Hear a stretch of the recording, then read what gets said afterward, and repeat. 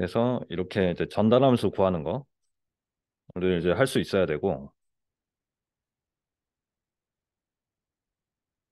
이제 제어기를 달았을 때 이제 분석하는 방법을 저희가 배웠죠. 그러니까 이런 게 이제 제어를 할 때 어떤 용어 같은 거라고 보시면 되는데, 정상 상태 오차를 분석해라 하면 레퍼런스 입력의 형태를 정해놓고 파이널 밸류 시어럼을 생각을 하는 거죠.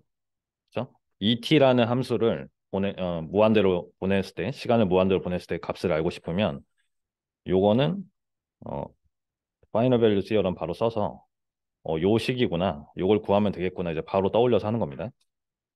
그래서 이렇게 정산한테 오차가 어디로 갈지를 이제 분석을 할 수가 있다. 봤더니 이제 KP를 올릴수록 정산한테 오차 텀 자체가 이제 줄어든다는 거죠. 그러니까 피제어기에 개인을 키울수록 정산한테 오차는 성능이 좋아지는구나, 이렇게 이제 생각을 하는 겁니다. 그 다음에 이제 예를 들어서 외란 제거 성능을 분석하고 싶다. 그러면 요 텀을 보면 되겠죠. 에러에 대한 W의 영향을 보고 싶으니까 이 전달함수를 이제 떠올리는 거고, 그래서 요걸 여기다 이제 갖다 써놓고, 그 다음에 이제 정산한테 오차가 아니라 요 텀이 KP를 올렸을 때 어디로 가는지 보면 된다, 라는 거고. 그래서 P 지역의 일반적인 특성은 이런 건 이제 좀 그냥 한번 봐주시면 되겠고, 우리는 이제 이걸 이제 이론적으로 분석을 했죠. 그래서 KP가 커질수록 왜 오버슛이 커지냐? KP가 커질수록 지금 오버슛이 커지고 있는데, 오버슛이 왜 커지냐 봤더니, 음, 특성 방정식 측면에서 오버슛을 결정하는 건 뭐죠? 어떤 파라미터가 오버슛을 결정하죠? 제타, 그쵸? 그래서 제타가 어떻게 바뀌는지를 보는 거죠. 그래서 봤더니 KP를 증가할수록 오메가 N이 증가하는 효과인데, 동시에 1차항은 그대로야 되므로, 그래서 제타를 줄이는 효과가 있다는 거죠. 그렇죠? 감쇄비를 줄이는 효과가 있다. 감쇄비를 줄이면 오버슛이 커진다라는 거고. 그래서 정산화태 오차를 완전히 없애려면 적분 제어를 도입을 해야 된다. 더 많이 없애려면. 그래서 이제 I 제어기가 나온 거고, I 제어기는 어 과거부터 현재까지의 오차를, 에러 오차를 이제 적산해서 거기에 이제 컨스탄트를 곱해서 이제 입력으로 활용한다는 거죠. 그래서 이거를 말로 표현하면 음, 그 시간까지의 추정 오차의 모든 합을 기반으로 계산이 된다. 그래서 정산한테 오차가 좋아진다, 이렇게 얘기를 하는 거죠. 대신에 이제 과거 값을 이용을 하기 때문에 이미 상황이 종료됐는데도 계속 이제 제어 입력을 주는 그런 어떤 단점이 있을 수 있다, 상황에 따라서. 그래서 I 지역에는 S 도메인에서 봤을 때 이제 S분의 1이 있기 때문에, 이게 이제 저희가 자동 제어에선 배우진 않았지만 이 게루프 전달함수, 그죠? 오픈 루프 전달함수의 원점 극점수를 하나 증가시키는 효과가 있어서 시스템 타입이라는 걸 올려서 정산한테 오차를 줄이는 효과가 있다라는 거고. 그래서 역시 분석을 해봤더니 이제 P 지역일 때는 이제 어떤 오차가 있었는데 I 지역을 달았더니 이제 0이 됐다라는 겁니다. 같은 타입 0 시스템에 대해서. 그래서 타입이라는 개념은 저희가 이제 시험에 내진 않을 거고.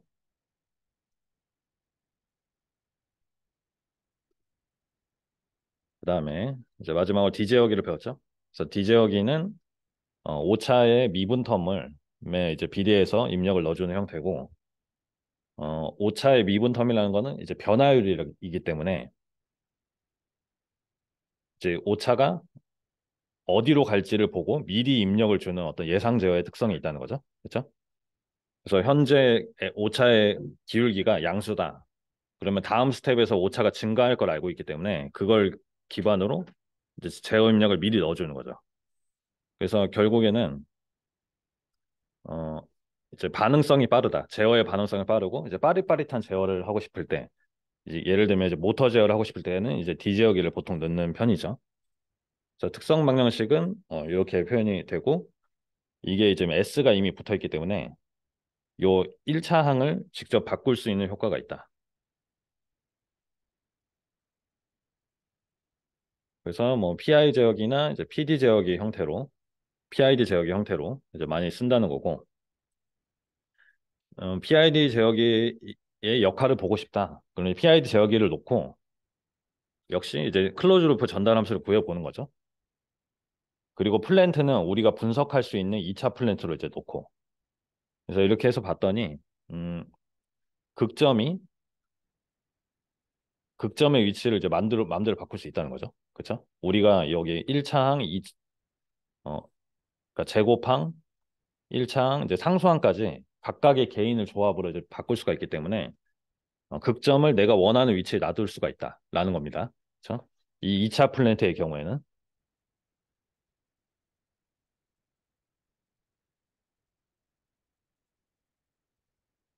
그리고 이게 이제 오늘 나오는 개념인데 우리가 특성 방정식이 2차로 놓고 근해 공식을 쓰면 극점의 그 극점을 구할 수가 있죠. 근해 공식을 쓰면. 근데 이게 만약에 3차가 되면 어떡하죠? 3차 되고 4차 되면 예를 들어서 특성 방정식이 3차가 됐다. 여기 지금 이미 3차가 됐죠. PID 지역이 합쳤더니 이런 거에 근을 구할 때는 어떻게 할까요?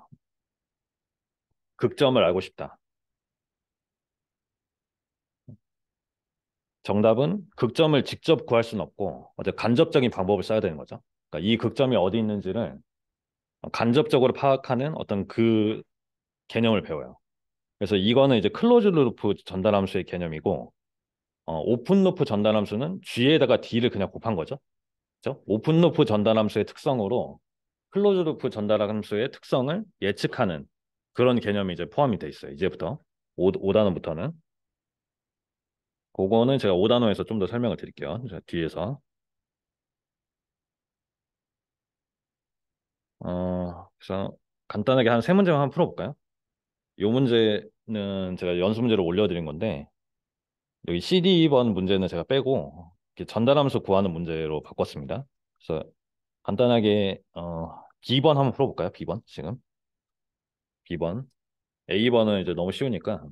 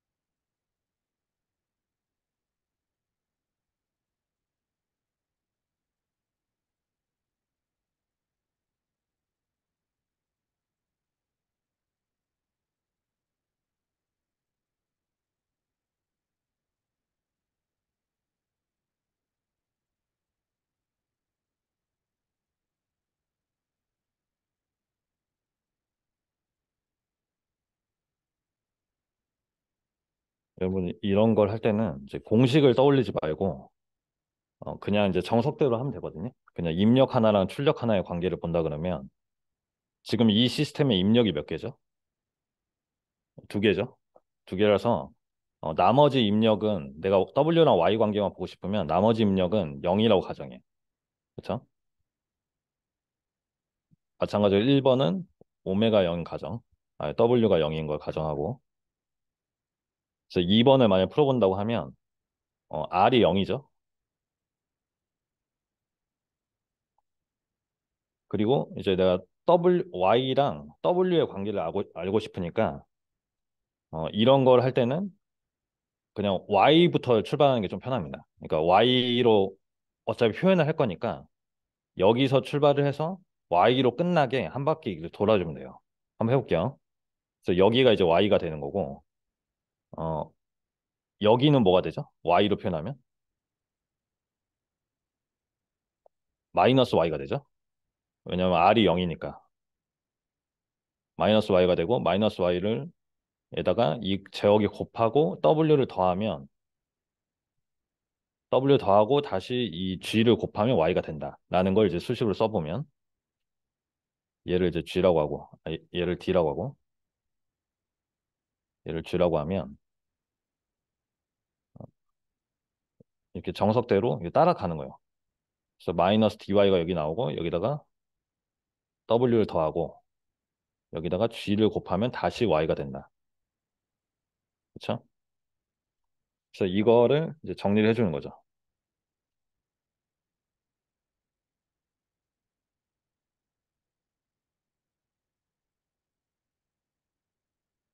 이렇게 되고 y로 묶어서 계산을 해보면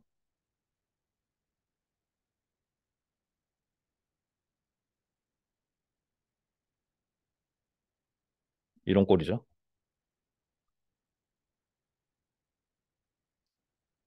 그래서 이제 g랑 d를 이제 넣어서 이제 정리해 주는 거.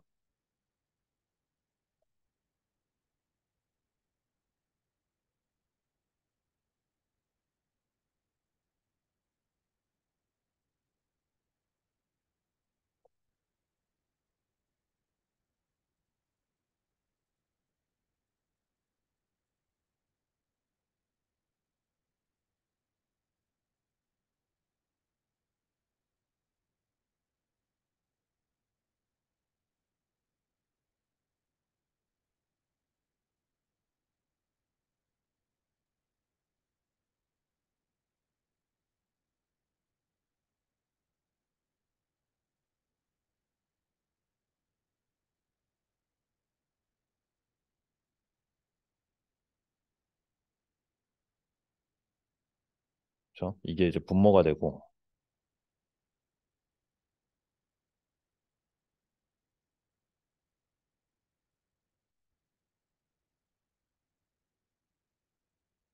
이런 걸 이제 정리해보는 연습을 하세요. 이게 쉬워 보이는데 은근 그 실수할 게 많아가지고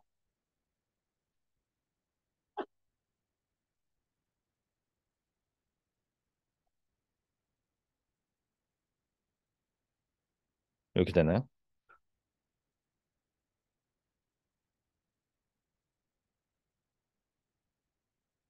진짜 뭐죠? 15S?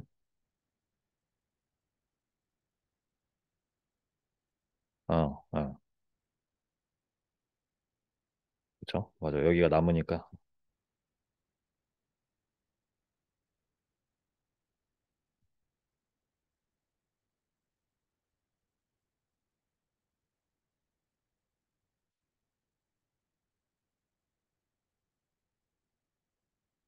그렇죠? 이거 쓰신 분들은 다음 장 문제 그냥 한번 풀어볼게요. 있는 그대로. 문제 조금 이상하게 표현되어 있는데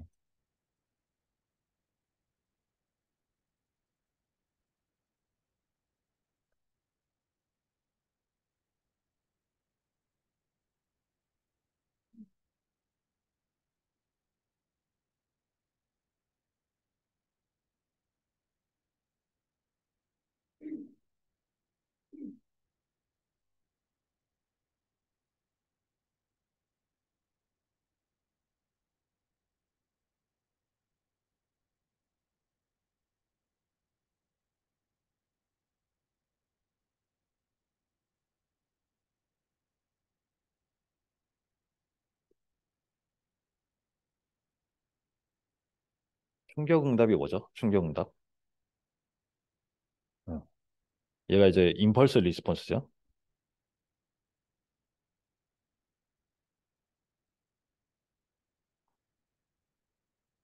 그래서 임펄스 리스폰스를 우리가 기호로 뭐라고 표기하죠? 스몰 ht라고 얘기하죠. 스몰 ht. 그러니까 h인 이유는 전달함수가 h이기 때문이에요. 그죠? 얘 전달함수랑 충격응답의 관계가 어떻게 되죠?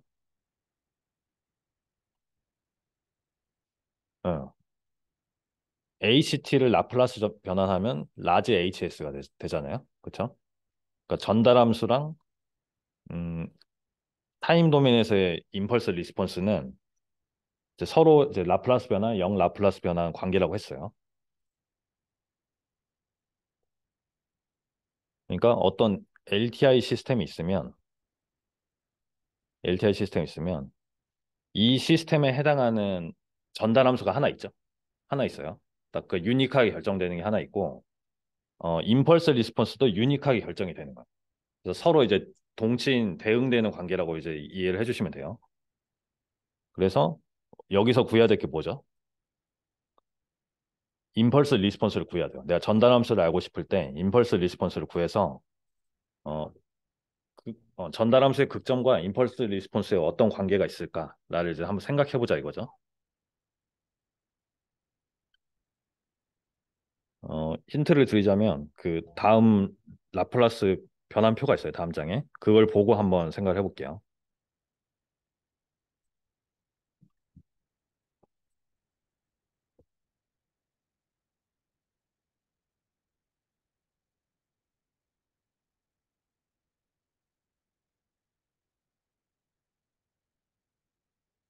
이런 문제가 이제 갑자기 나오면 조금 당황스러우니까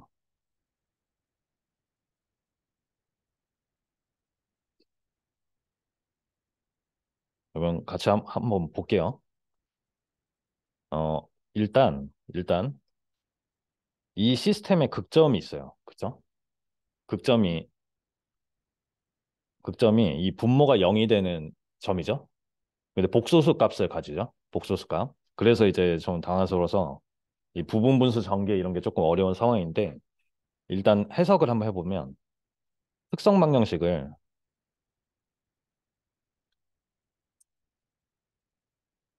우리가 특성 방정식의 꼴을 알잖아요. 이렇게 놓고 한번 대응시켜 볼게요. 2제타 오메가 n s에 오메가 n 제곱이 이퀄 0이다. 그럼 얘랑 이제 대응을 시켜보면 오메가 n이 몇이죠? 자, 오메가 n 제곱이 5고 자, 이것부터 써볼까? 얘가 2고 오메가 n 제곱이 5잖아요. 그래서 계산을 해보면 오메가 n이 루트 5고 제타는 루트 5분의 1이다. 가 나와요.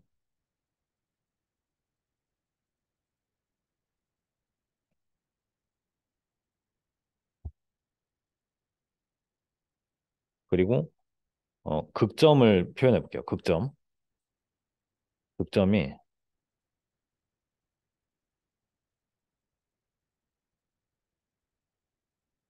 일단 써놓고 설명을 드릴게요.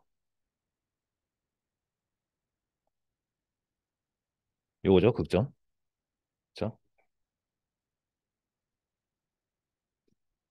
이걸 보고 응답의 모양을 예측할 수 있을까요? 극점을 보고. 일단 주파수가 몇이죠? 저희가 이제 앞에 개수는 모르겠지만, 어,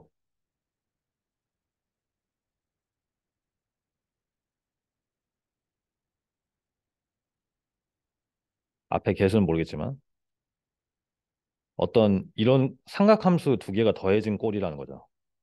그렇죠? 그러니까 주파수가 이 J 텀에 있는 2가 이제 주파수가 되고, 그리고 앞에 이 디케잉 텀에 익스포넨셜 실수부가 마이너스, 익스포넨셜 마이너스 t라는 거죠. 근데 앞에 개수는 이제 뭔지는 모르는 거죠. 그렇죠? 그러니까 응답의 모양을 이런 식으로 이제 예측할 수 있는 거고, 이게 이제 예측하는 거야. 이제 문제에서 시키는 대로 한번 해본 거야.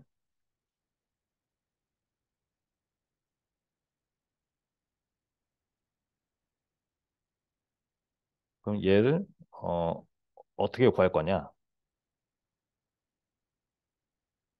근데 우리가 이렇게 극점으로 예측을 할 수 있으면 뭐가 좋냐면 익스포넨셜 텀에다가 사인 텀을 곱한 응답이 나올 거라는 거죠. 그렇죠? 그래서 그거를 한번 테이블에서 한번 찾아보죠. 테이블에서 봤더니 요런 애들 있어요. 요런 애들. 이런 애들이 많이 나오거든요. 19번, 20번. 그래서 여기 S에 대한 어떤 완전 제곱꼴로 바꾸고 나머지 텀으로 이제 모아주는 거죠. 그렇죠? 그래서 이거를 이제 연습을 해보는 거예요. 우리가 응답이 어차피 이 꼴이 나올 거니까 이걸 활용해야겠다. 그래서 분자에 S가 있는 애가 있고 없는 애가 있어요. 그래서 이거를 이제 바꿔줍니다. 꼴을 S 플러스 1의 제곱이 되고 그 나머지는 얘는 2의 제곱이 되겠죠. 그리고 우리가 S 플러스 1을 일부러 만들어 주려고 이렇게 표현하고 빼기 1로 표현을 한다. 그러면 이제 S가 있는 항과 없는 항으로 분자에 나눌게요.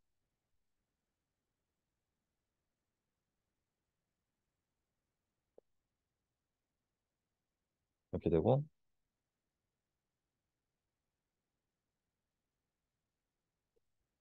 빼기 2분의 1,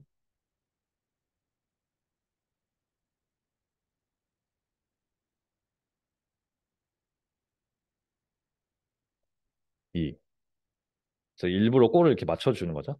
그 S 플러스 A 제곱에 플러스 B 제곱 그리고 위에 S 플러스 A를 만들어줘야 되니까 이렇게 막 바꿔주고 그 다음에 이제 분자에 상수가 있는 애는 S 플러스 A 제곱 더하기 B 제곱에 B를 만들어주는 거죠. 그렇죠? B를 만들어주면 이거를 이제 역 라플라스 변환 태우면 표를 한번 볼게요. 어, 익스포넨셜 텀에 A가 들어가고 이제 주파수에 B가 들어가는 거죠. 그렇죠? 요 꼴을 보고 정리를 해주면 HT는 2 곱하기 익스포넨셜 마이너스 T 코사인 ET 마이너스 2분의 1 익스포넨셜 마이너스 T 사인 ET라는 거죠.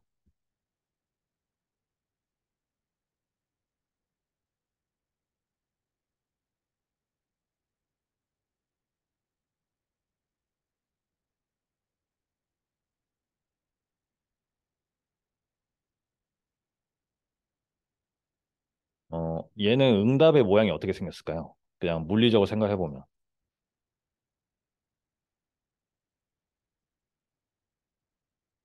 일단 0초일 때 2고 그 시간에 따라 이게 어떻게 되죠? 시간에 따라 진동을 하는데 점점 0으로 가죠. 0으로 가요.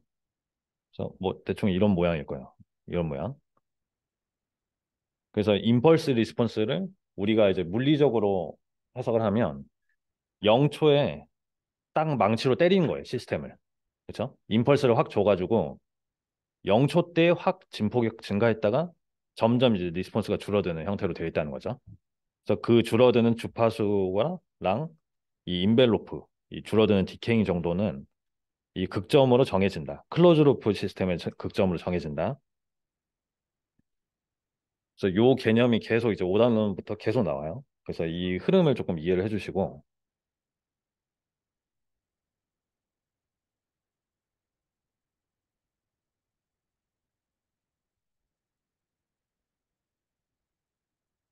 됐죠? 그래서 정리되신 분들은, 저 3장 마지막 문제 한번 풀어볼게요. 연습 문제 3.35. 그 3, 4장 제가 연습 문제를 조금 뽑아서 솔루션이나 올려드릴게요. 명절 전에. 좀 그 공부하실 수 있게. 저희가 자동제어는 퀴즈가 없기 때문에 그 연습 문제를 좀 많이 풀어보시고, 그 저는 기본적으로 풀어본 문제를 많이 내니까 근데 프로 문제만 내고 싶은데 그러면 변별력이 없어서 조금 섞어내는 그런 스타일이거든요. 그래서 일단 제가 문제를 드리면 그걸 좀 연습을 많이 해 보세요. 다음 문제 한번 풀어볼게요.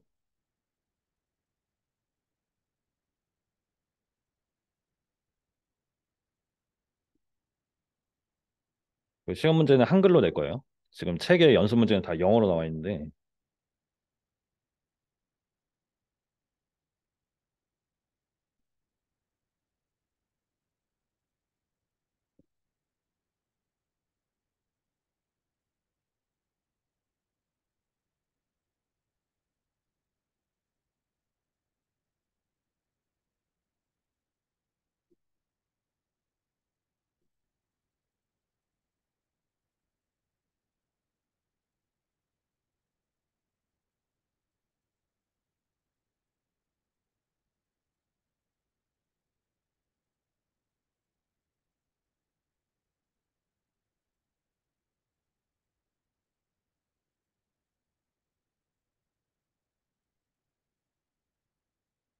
이게 이제 문제를 읽기만 해도 머리가 아픈데, 이런 뭐 새털라이트 안테나 이런 말 필요 없고, 이 지금 운동마녀식이 주어졌죠, 여기.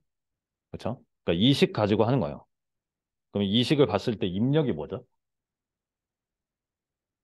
토크, TC가 이제 입력이 되는 거죠. 우리가 미분마녀식을 할 때, 어, 스테이트 빼고, 요런 애들, 세타 이런 애들 스테이트 빼고, 나머지 이제 우변에 넘겼을 때 걔가 이제 입력이 되니까, 요걸 보고 이식으로부터 이제 출발을 하면 돼요.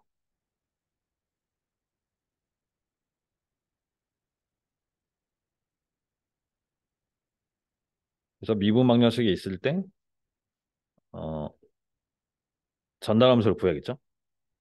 미분방정식이 있을 때 전달함수를 어떻게 구할까?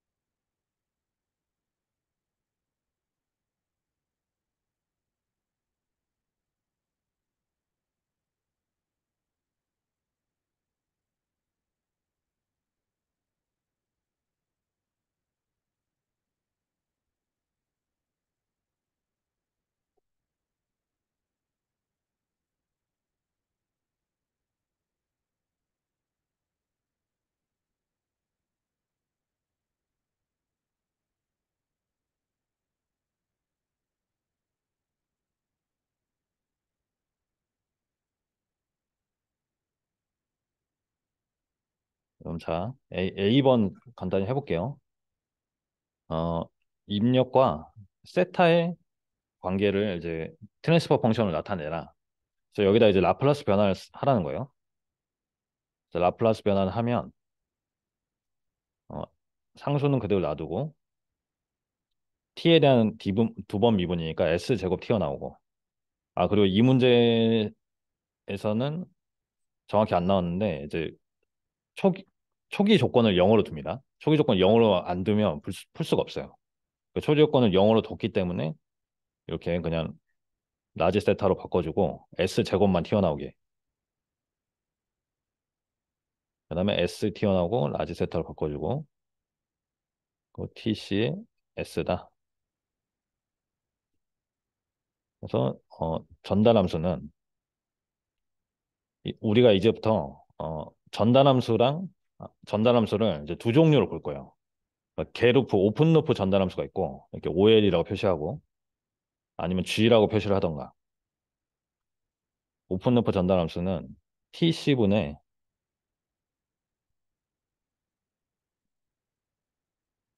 세타 S인데 얘가 JS제곱 플러스 BS분의 1이죠. 그렇죠? 그래서 J랑 B에다가 이 파라미터를 한번 넣어볼게요. J랑 B에다가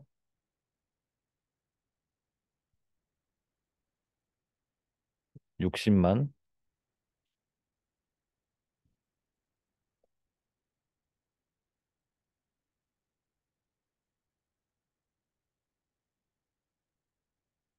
요게 이제 개루프 전달함수가 되는 거죠. 오픈루프.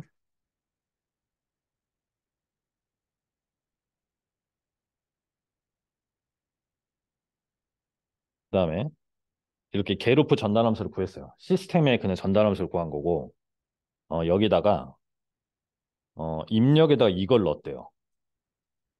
이걸 해석을 어떻게 해야 될까요? 입력에다가 이런 어떤 피드백 로우 형태로 넣었다.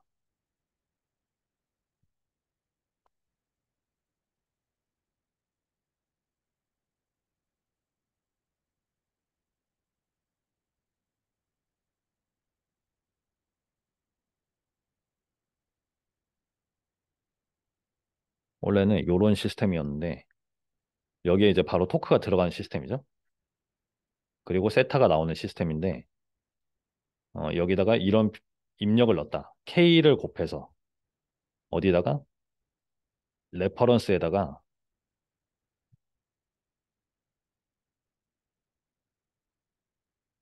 현재 값을 빼가지고 K를 곱해서 넣었다. 그러니까 단순히 피제어기를 만들었다는 거죠. 피제어 피드백 시스템을 만들었다라는 거를 이렇게 표현한 거예요. 그래서 이 표현이 좀 생소하실 텐데, 어, 요 K 뒤에 붙은 애가 에러죠, 에러. 시간에 따른 에러예요. 레퍼런스랑 현재 값의 차이기 때문에 에러고, 에러에다가 단순히 프로포션을 해서 입력을 넣어주니까 얘는 그냥 피제어기구나 라고 이제 생각을 하는 거고. 그래서 이렇게 어, 요 식을 보면 사실 이 그림이 좀 이제 떠올려야 돼요. 사실 안 떠올리고도 풀 수 있는데, 근데 이제 제가 가르쳤던 흐름에 이제 조금 빗대어 보면, 요런 형태의 어떤 제어 다이어그램을 꾸릴 수 있겠구나라고 이제 생각을 하는 거고. 그래서 문제가 뭘로 바뀌었냐면 세타 R이랑 세타 R과 세타의 전달함수를 구해라라는 거죠. 여태까지 R분의 Y를 구하라는 거죠. 여태까지 우리가 했던 여기서부터 여기까지의 전달함수를 구해라. 그래서 얘는 이제 전달함수가 HCL이 되는 거고, 클로즈 루프 전달함수.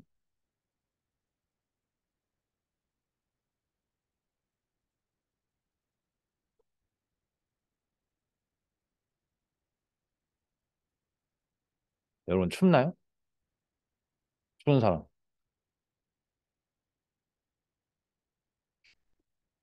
바람을 좀 들이고.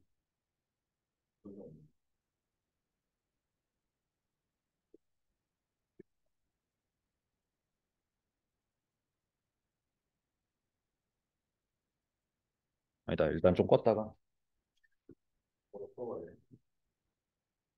자, 이거를 다이어그램, 저희가 블록 다이어그램 그리는 그래프가 있죠. 아, 저 공식.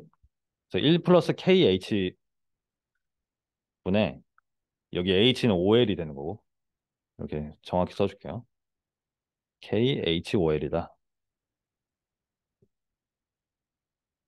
그래서 이렇게 전달함수를 이제 바로바로 구할 수 있어야 되고,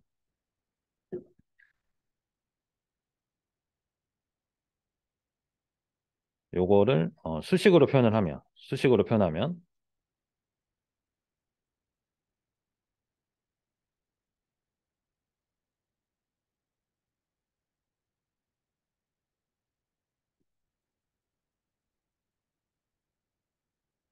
60만 S제곱.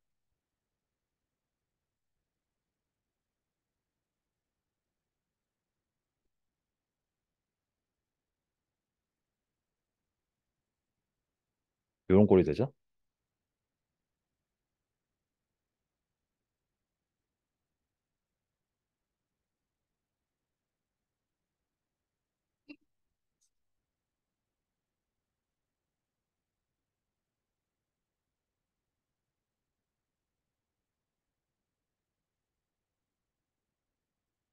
그렇죠? 그래서 지금 이제 클로즈 루프 전달함수 구했는데 얘가 지금 2차식을 가지고 있죠. 그래서 이걸 보자마자 어떤 생각을 해야 되냐면 2차식의 기본꼴로 바꿀 생각을 해야 돼요. 대응을 시킬 생각을 해야 돼요. 그래서 일단 다음 장으로 넘어가서 우리가 여기서 보면 이제 그 3.4절에서 배웠던 그 시간 영역 사양 개념이 나와 있죠. 그래서 이 오버슛과 라이즈 타임에 대한 어떤 공식을 알고 있으면 이제 풀 수 있는 문제고, 우리가 전달함수를 봤더니 클로즈프 전달함수를 봤더니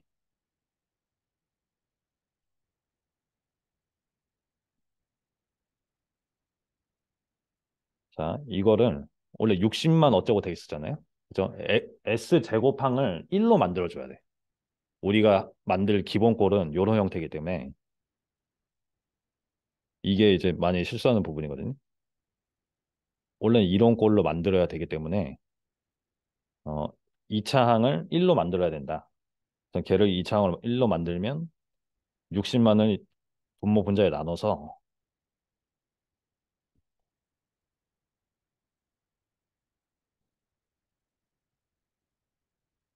이렇게 되는 거죠. 그 다음에 이제 이 기본 꼴이랑 대응을 시키는 거예요. 기본 꼴이랑.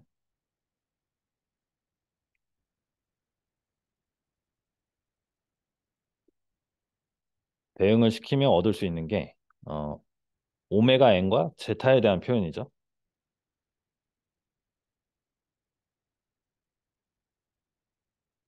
오메가 n은 루트 60만 분의 k고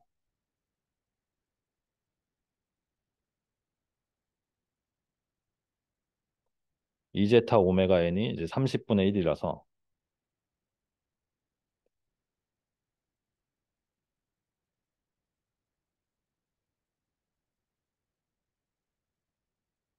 제타는 60분의 오메가 n, 60 오메가 n분의 1 이렇게 써놓고 이제 가는 거예요. 써놓고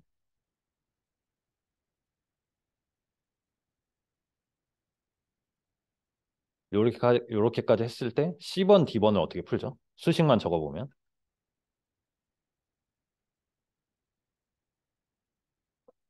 내가 C번을 풀고 싶다. 이 문제가 이제 오버슛이 10% 미만이 되는 어, K의 최대값을 구하라는 거죠. 근데 K가 P제역이죠. K를 증가시키면 오버슛이 커져요, 작아져요? 커지죠. 우리가 이제 배웠을 때 반응성이 빨라지고 대신에 오버슛이 증가한다. 그러니까 우리가 K의 최대값을 이 오버슛의 상한을 주고 K의 최대값을 구할 수가 있는 거예요. 그렇죠? 이 개념 아시겠죠? 왜냐하면 K가 증가할수록 오버슛이 증가하기 때문에 K의 최대값을 이제 리밋하기 위해서 내가 오버슛이 0.1보다 작아야 된다라는 조건을 준 거죠. 그래서 C번의 식만 써보면 이제 오버슛에 관한 수식은 여러분들이 알고 있어야 돼요. 익스포넨셜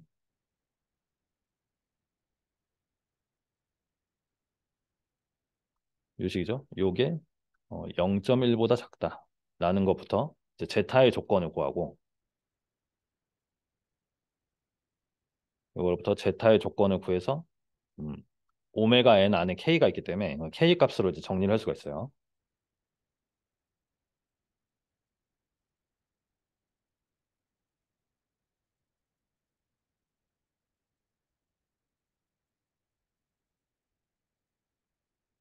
그래서 이거를 이제 로고 붙여가지고 계산해 보면 제타가 0.591보다 커야 된다라고 나와요. 이게 많이 풀다 보면 10%는 0.591 이렇게 그냥 바로 외워지기도 합니다. 그래서 이거를 k 값의 범위로 바꾸면 477보다 작아야 된다라는 조건이 나옵니다. 요거는 직접 한번 풀어보세요.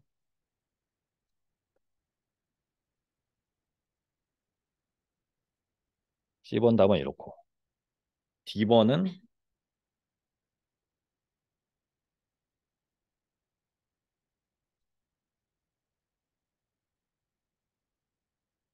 그러면 요거는 그냥 등호를 안 붙이는 거죠. 지금 이제 10%보다 작아야 되니까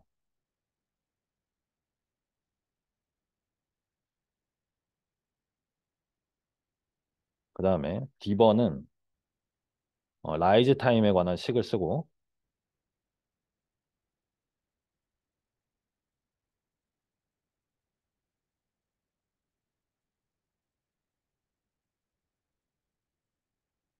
요게 80초보다 작아야 된다.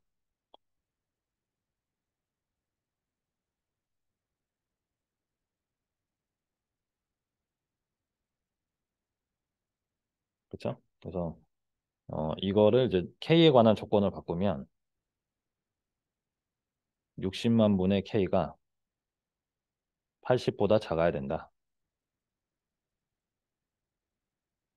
그래서 K는 이걸 계산해 보면 이제 C번이랑 D번이랑 다른 문제인데 K의 조건이 이렇게 반대로 나오는 거죠. 그래서 이거를 이제 물리적으로 해석할 때는 D번 문제는 라이즈 타임이랑 P게인의 관계가 어떻게 되냐를 이제 생각을 해보는 거야. 그래서 P게인을 키울수록 라이즈 타임이 짧아지나요, 길어지나요? 짧아지죠. 반응성이 빨라지니까. 그러니까 80초 이내로는 들어와야 된다라는 거를 이제 P게인의 용어로 바꾸면 이것보다는 커야 된다 이렇게 되는 거죠. 그렇죠? 그런 어떤 흐름을 조금 생각을 해주시고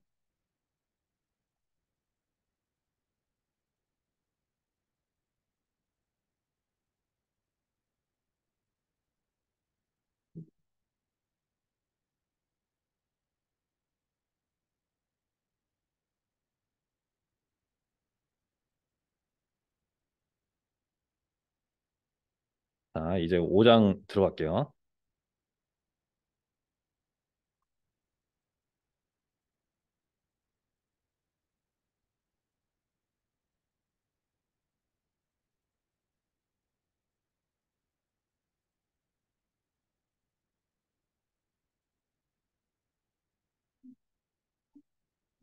네,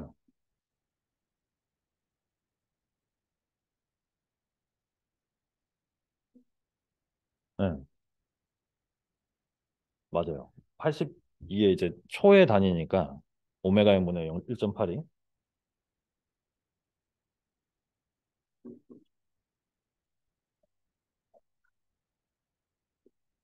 할게요. 그래서 저희는 이제 5단원이고요. 5단원은 이 누트로커스만 그릴 수 있으면 돼요. 이 누트로커스라는 게 있는데 이제 로커스는 이제 궤적이라는 뜻이고 루트는 근이죠. 우리가 알고 있는 근의 공식 할 때 이제 근이고 우리가 이제 앞에 시스템을 봤을 때 이제 제어 막 전달함수 구하고 했을 때 근의 개념이 나온 데가 있죠. 근을 구해서 막 분석하고 했던 게 그 특성방정식에서 나오는 거예요. 특성방정식. 그러니까 극점과 근과 이 관계를 좀 생각해 주시고 그래서 제일 먼저 나오는 이 피드백 제어 시스템 그림이 요거예요. 요거. 그래서 우리가 알고 있던 거랑 조금 다르게 생겼죠. 그게 뭐냐면 이 센서 다이나믹스가 이제 표현이 되는 거예요. 센서 다이나믹스. 그래서 이제 전달함수는 G라고 일단 저희가 써놨고 플랜트의 전달함수는 센서 다이나믹스가 이제 일반적으로 있기 때문에 이거를 이제 표현을 해주는 거죠. 그러니까 센서 다이나믹스가 있다는 얘기는 여기 이제 실제 y 값이랑 내가 매저한 y 값의 어떤 그 페이즈 레깅이라던가 조금 차이가 있다는 거예요.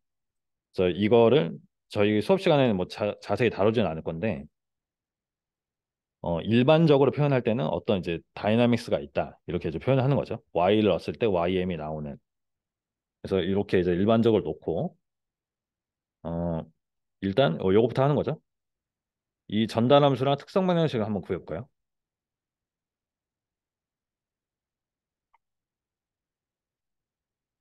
이제 h가 낀 상태에서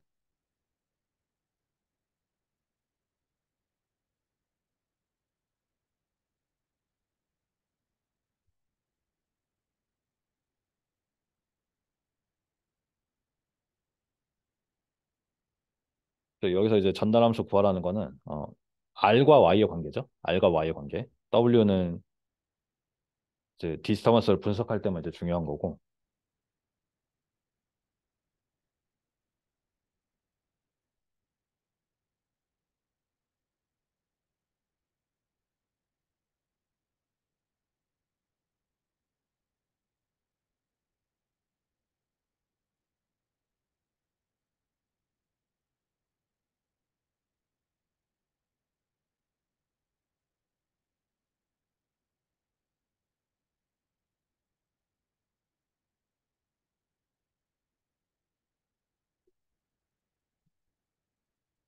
이거를 제가 이제 답을 다음 장에 적어놨는데 어,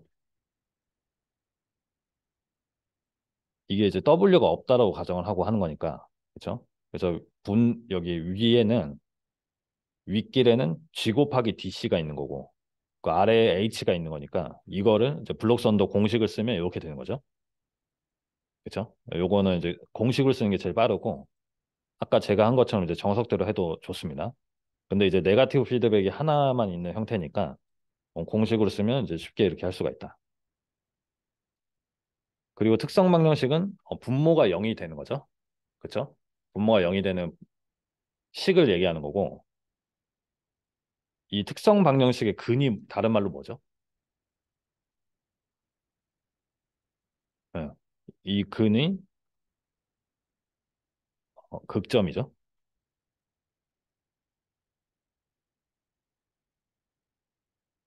근데 정확히 얘기하면 우리가 이렇게 오픈 루프 전달함수랑 클로즈 루프 전달함수 이제부터 구분을 반드시 해야 돼요.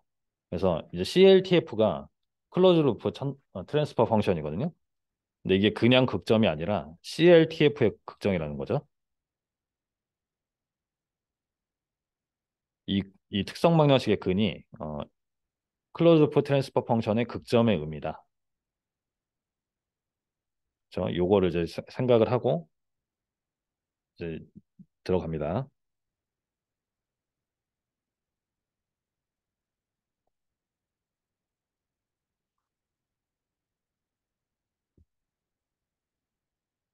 그래서 특성 방정식이 있어요. 그죠? 어떤 우리가 제어기를 구성하면 이 전체 시스템을 기술할 수 있는 전달 함수가 있고 특성 방정식이 나와요. 그 특성 방정식을 구한 다음에 어, 이렇게 표현을 하거든요. 그러니까 우리가 관심 있는 파라미터랑 나머지 전달 함수로 표현은 가능하다. 그래서 얘를 이런 꼴로 바꿀 수가 있어요. 그러니까 S가 달려있는 애들 다 모아놓고 그리고 이 DC가 보통 파라미터를 갖고 있죠, 저희가. 그러니까 제어기 개인이라던가 어떤 파라미터 값을 갖고 있는데 내가 관심 있는 파라미터 K 남겨놓고 나머지 S식을 다 이렇게 모아놔요. 그럼 이런 걸로 바꿀 수가 있습니다. 이 바꾸는 걸 오늘 연습을 좀 할 건데 그래서 이렇게 바꾼 다음에 그 바꾼 식은 또 하나의 어떤 전달함수의 형태를 갖고 있겠죠. 자, S로 몰아놨으니까. 그래서 걔를 이제 A분의 B라고 제가 표현을 할게요. AS분의 BS. 그래서 여기서 이 LS는 오픈루프 전달함수라고 얘기할 수 있죠. 그러니까 이 나머지를 다 곱했는데 이 루프를 통과하지 않았으니까 얘는 오픈루프 전달함수예요. 오픈루프 전달함수의 개념이 되는 거고 K는 보통 이제 제어기 개인을 의미합니다. 일단 이렇게 하고 그 다음에 조금 이제 수학적인 가정을 하는데 여기서 A랑 B는 모닉이래요. 모닉. 모닉이 뭐죠?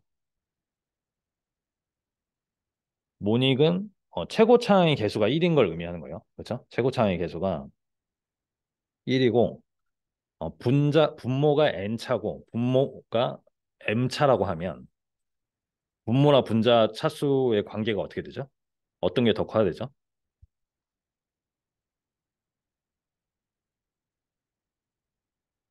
어, 항상 분모가 크거나 같아야 돼요. 요거는 조금 더 수업을 들으시면 이해를 하실 텐데 어, 분자가 더 차수가 크게 되면 걔는 피지컬리 인피저블하다고 하거든요. 그러니까 이제 물리적인 시스템이 될 수가 없어요. 실제로 구현할 수 없는 시스템이다라는 거고 이제 이해할 수 있는 방법이 여러 가지가 있는데 그 S가 주파수가 무한대로 빨라지면 응답이 응답성이 떨어져야 돼요. 모든 시스템은 내가 입력을 빨리 주면 빨리 줄수록 이거에 대한 응답성이 떨어져요. 그래서 그거를 저희가 S가 주파수잖아요. 근데 S를 무한대로 넣었을 때 이 시스템이 무한대로 가면 이거는 이제 피지컬리 인피저블하다 이렇게 얘기를 합니다. 요거 개념은 저희가 이제 6단원에서 좀 설명을 드릴게요. 그래서 항상 우리는 분모가 항상 차수가 크거나 같다라는 걸 이제 생각을 하시면 되겠고, 우리가 모닉이기 때문에 이렇게 이제 표현이 되는 거예요. 이런 다항식으로. 그 다음에 이제 우리가 알고 있는 LS의 0점, 극점. 얘는 클로즈 루프 시스템이에요? 아니면 오픈 루프 시스템이에요? LS는? LS라는 거는 제가 오픈 루프 시스템이라고 했어요. 그렇죠? 오픈 루프 전달 함수에 0점과 극점이 있을 거잖아요. 얘도 이제 전달 함수니까. 그래서 이제 분자의 경우에는 m차니까 0점이 m개 있고 분모가 n차니까 폴이 n개가 있다. 그러면 이렇게 표현이 되겠죠? 그냥 어떤 근을 가진다. m개의 근, n개의 근을 가진다 그러면 이렇게 표현이 되죠.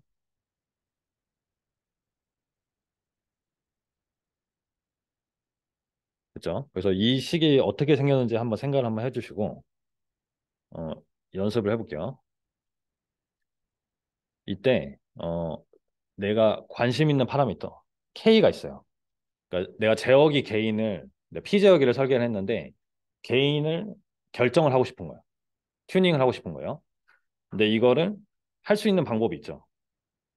어, 이제 우리가 앞에서 3, 4돈에서 배웠던 지식을 가지고 클로즈 루프 전달 함수의 근이 어떻게 바뀌는 거에 따라서 거기에 맞는 K를 결정을 하면 돼요. 그렇죠? 왜냐하면 클로즈 루프 시스템의 근이 특성 방정식의 근이 이제 시스템 극점이 되고 이 시스템의 리스폰스를 온전히 결정을 하기 때문에 어, 내가 K 값을 정하려면 이 근을 항상 이제 참조를 해야 된다는 거예요. 그렇죠? 그러니까 루트 로커스라는 게 별게 아니라 이 근을 참조하면서 K를 설정할 수 있는 어떤 일련의 프로세스거든요. 이거를 이제 쉽게 할 수 있게 어떤 사람이 이제 루트로커스라는 개념을 만들어낸 거고, 우리가 그 루트로커스를 이제 돌릴 수 있는, 분석할 수 있는 형태로 특성 방정식을 이렇게 바꿔준 거예요. 이렇게 바꿔줬어요.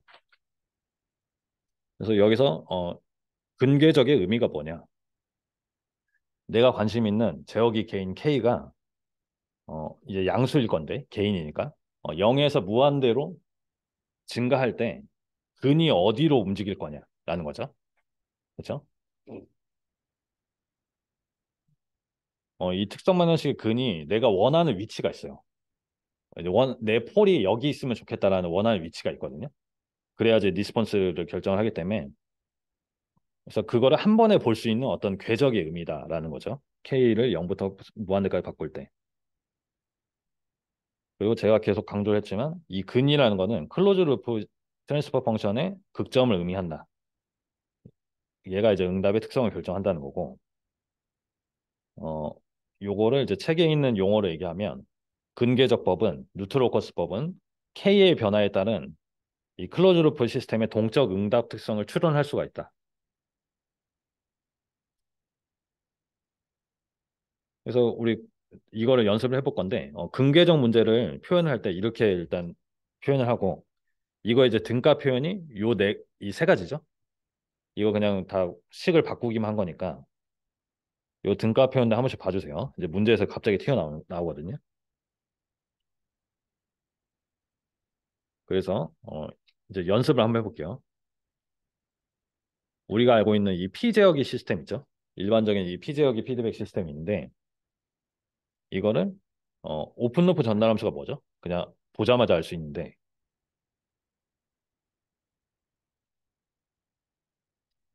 이 시스템의 오픈 루프 전달 함수. 지금 S에 관한 식이 요거밖에 없죠. 그래서 그냥 GS가 이제 오픈 루프 전달 함수가 되는 거야. GS.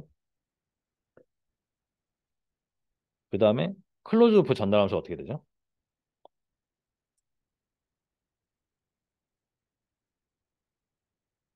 1 플러스 KGS분의 KGS가 되죠.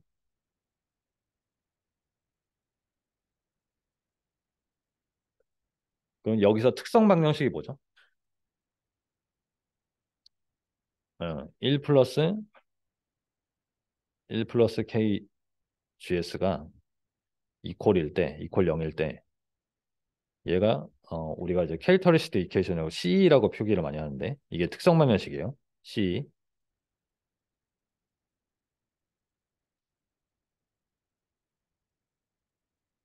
그래서 내 제어기 개인 K에 따라서 특성 방정식의 근이 바뀐다.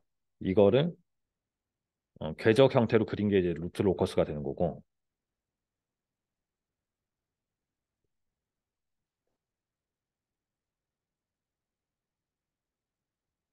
이거를 요 꼴로 바꾸면 우리가 루트 로커스 그릴 수 있는 K 플러스 LS 꼴로 바꾸면 어, LS가 GS인 형태가 되는 거죠.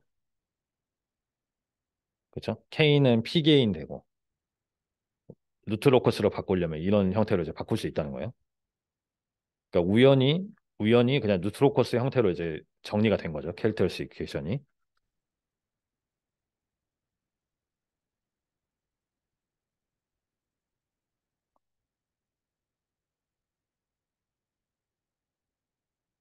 자, 여러분 한 문제 한번 풀어볼게요.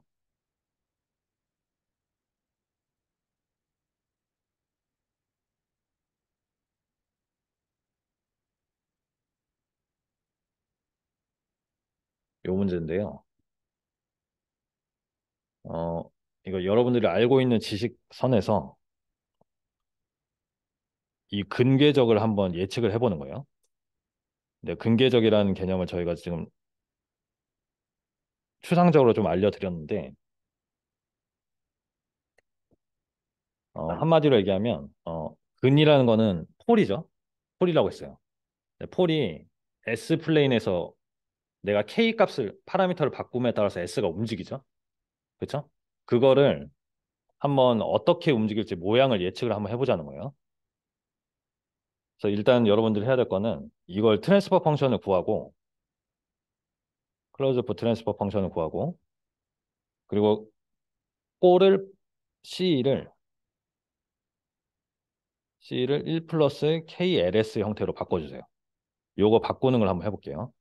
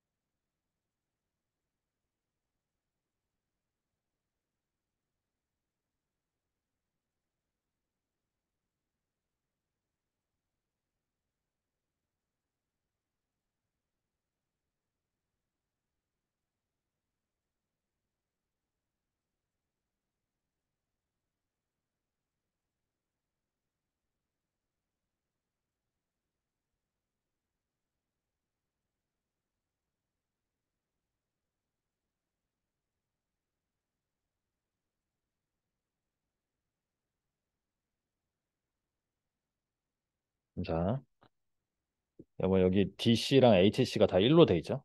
1로 돼 있고 C도 1로 주어졌어요. 그래서 얘가 1이 되는 거고 어 이게 얘가 1이고 얘가 1이기 때문에 그냥 GS밖에 없는 시스템이 되는 거죠. 근데 이제 클로즈 루프 시스템으로 이제 구성을 하면 1 플러스 GS분의 G가 되니까 특성방정식이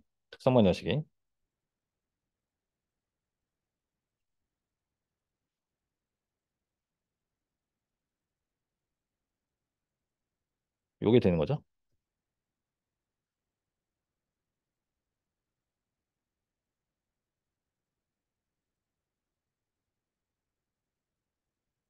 그래서 우리가 이 꼴로 바꾼다고 했을 때 K가 뭐가 되는 거예요?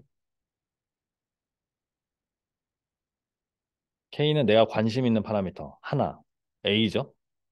K가 A가 되고 LS가 뭐가 되죠?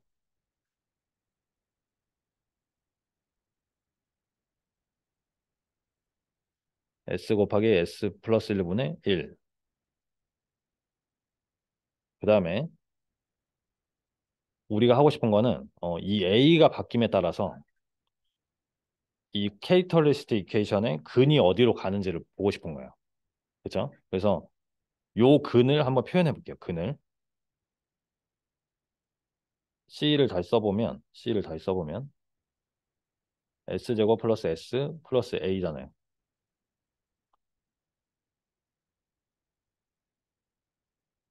그래서 근의 공식을 써가지고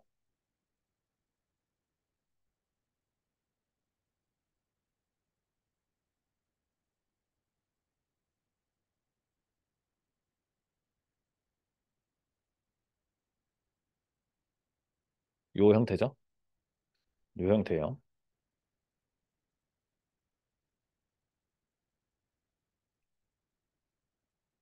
그래서 여기서 근궤적은 어, KA, K랑 A가 0부터 무한대로 갈 때 S의 움직임을 구하는 거예요. S의 움직임.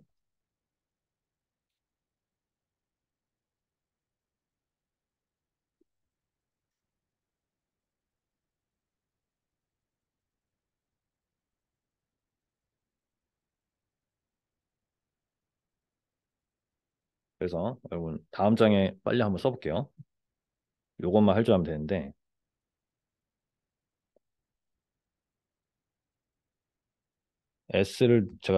S가 근해 공식에 의해서 구해진 건데 1-4 K로 쓸게요. K. 근이 이렇게 두 개 있죠?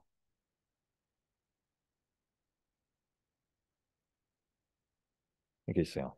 그러면 몇 개를 넣어보는 거예요. 처음에. 이제 근의 궤적을 알고 싶다. 우리가 지금 뉴트로커스 그리는 법을 아직 안 배운 상태에서 근 궤적을 알고 싶다. 그럼 K에다 0을 넣으면 이 근이 어떻게 되죠?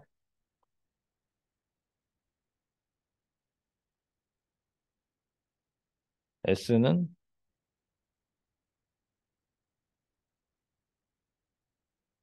0 또는 마이너스 1이 나오죠? 그죠? K가 0일 때. 그 다음에 몇 개만 넣어볼게요. K가 1일 때.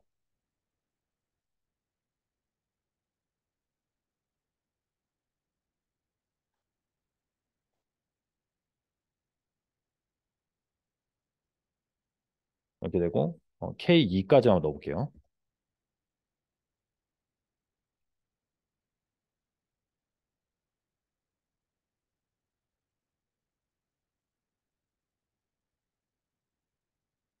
이런 식으로 K가 증가함에 따라서 이렇게 바뀐다는 거죠. 그래서 뭐가 바뀌어요? K가 증가하면 뭐가 바뀌나요? 숫자가 어디가 커질까요? 이 J 텀이 커지죠? J 텀이 커져요. 그래서 이거를 그림을 표현하면 이렇게 여러분 이제 계속 이걸 계속 쓰셔야 되는데 자,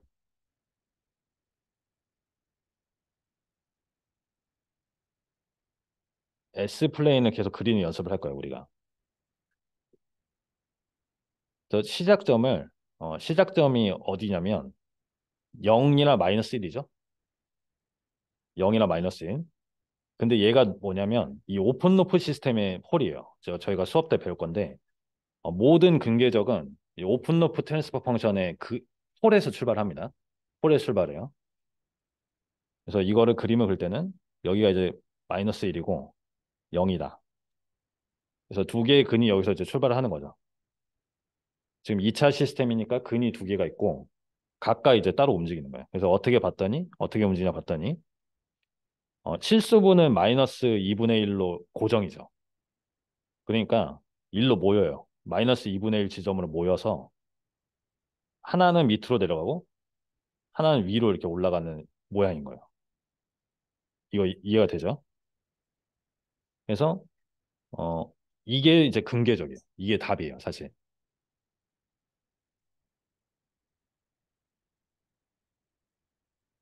그래서 뭐 지금 다른 거 하나도 안 배우고 이 근계적만 그릴 수 있으면 이 단어는 사실 끝나거든요. 근데 이제 여기서 하나 생각해 볼 게, 우리가 지금 여기서 그릴 때는 근의 공식을 썼죠. 근의 공식을 썼어요. 2차 함수기 때문에 근의 공식을 썼고, 만약에 3차 함수, 4차 함수라 그러면 근의 공식을 못 쓰죠. 그래서 다른 방법이 필요하다 이렇게 되는 거예요. 그렇죠? 5.1절에서는 그 방법을 안 알려주고, 고차항 특성 방정식에 대해서는 어떻게 구할 거냐라는 겁니다. 그래서 제가 다음 시간에 이어서 할게요. 수요일에. 여러분 고생 많으셨어요.